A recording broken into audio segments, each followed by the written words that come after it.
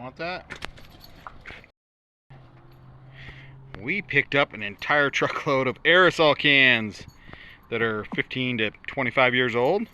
Most of them are good, but we have some of them that have lost pressure. I don't know if you guys can... Yeah, there's nothing left in that. So I'm going to go show you guys how I just refill this with air, aka we're going to use propane to fill this back up and make this actually a usable aerosol can, and go through and see if there's anything else that needs it, but let's go do it. Okay, I'm going to show two methods. One is how to refill it with propane, which it originally had, and how to just refill it with the regular air compressor.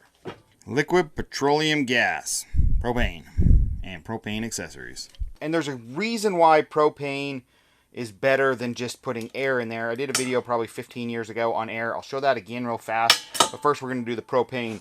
And that is because propane, you can fit a lot more in it than you can air. So let's say that the can is actually filled to here. Let's say it's filled up to this blue part.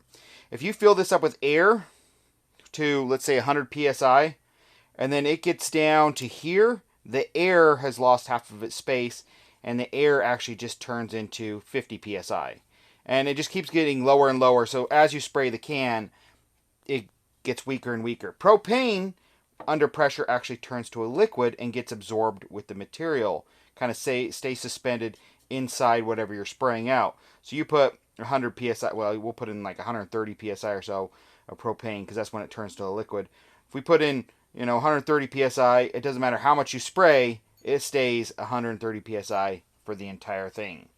So to put the propane in, I need an adapter, and this is a old school like POL adapter. This is how you used to screw a barbecue, your barbecue into your propane tank. This is the newer style. Both will work. This style sometimes though has a check ball in it. I don't know if you guys can hear this.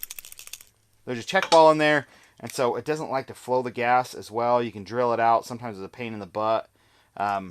This style is way better because it's just, most of the time it's just straight through, or sometimes this hole on the end is small and you can just drill it out. It's just brass, super soft.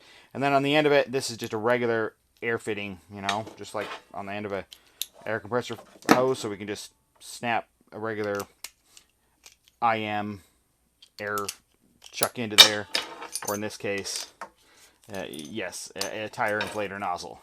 Okay, this method works best when there's a male protrusion out of the can like this. Some have a female, so it's just a hole, but it works better when you have the male protrusion. And then we're going to use a tire Schrader valve. I don't know if you can see the brass in there, but there's a little bit of a brass step where the rubber isn't. It sits right about where that little nub is. And the idea is the hole in the center is probably bigger. It's bigger than this, so this would actually slide all the way up in. But if I slide this over to the side and I depress this, that little ledge will press down on this. That's all it's doing. But it also creates a rubber seal all the way around this surface for myself. I'm snug it up. There's a little rubber O-ring usually on the tip of these, and so it doesn't have to be that snug. If the rubber O-ring is cracked, you gotta replace the rubber O-ring if you haven't used one of these in a long time. And if you don't know, the bottom is liquid and the top is gas. It's just easier if we put liquid in. It will turn to liquid under pressure, but it's just easier if we put liquid in. So we just turn the tank upside down. Propane can freeze. So we'll put a glove on.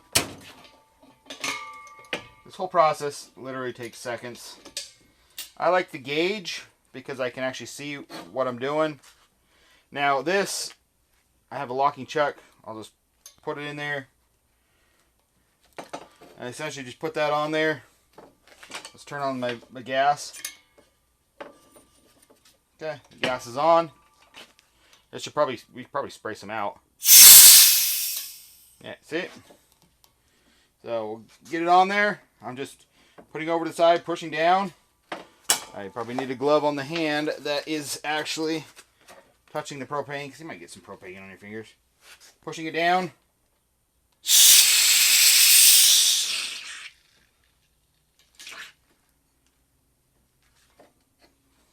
That is the product coming out a little bit. So that's why the rubber seal's good, glove's good, and we're pretty pressurized. Let's see. I don't know how much I really got in there.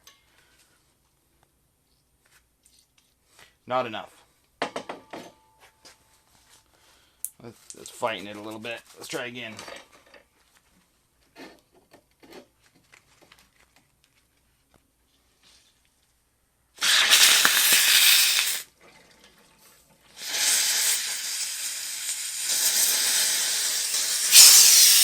There we go. That time I felt it go in good. See? Glove. Actually froze the glove a little bit. That's kind of a messier than it usually is, but we got it. Where's my valve? Okay. Works. Okay, now let's do it with air. I'll show you how to do it with air. There's two different methods to do that. One is with the rubber tip blow nozzle. The little rubber tip, you know, these are dime a dozen. Has a little hole in the center that actually fits usually around the thing. And then you can kind of depress it at the same time. It creates a seal.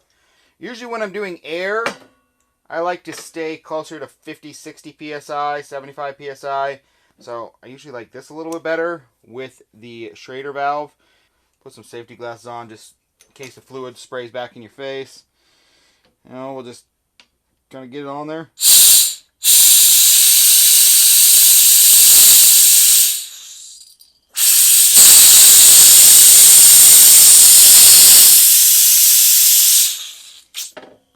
Got like 60 psi or something in there, and that actually feels really good.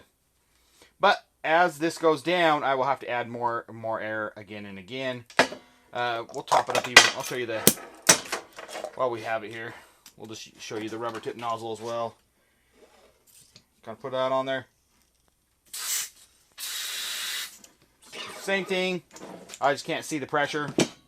You know, exactly the same. Both work in a pinch in the shop. They're amazingly excellent if you have just a little bit left, but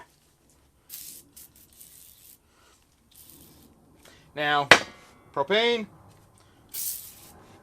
air, both work. Propane, I will not have to refill it again for the life of the can unless it leaks out again. And if you want to see why it leaks out, I can show you that as well.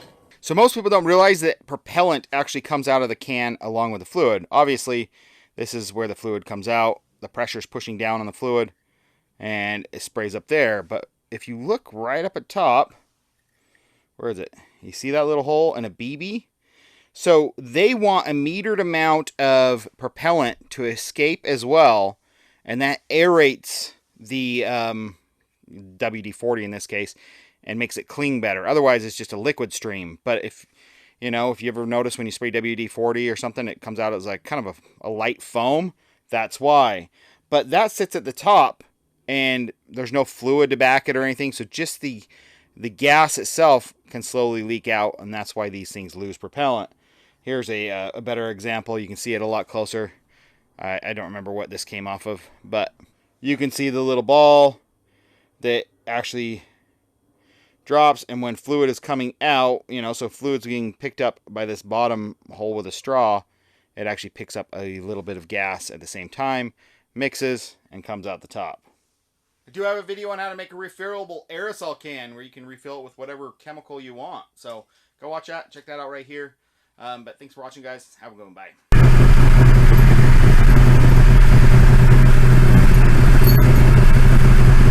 This is what $20 for the spray cans looks like.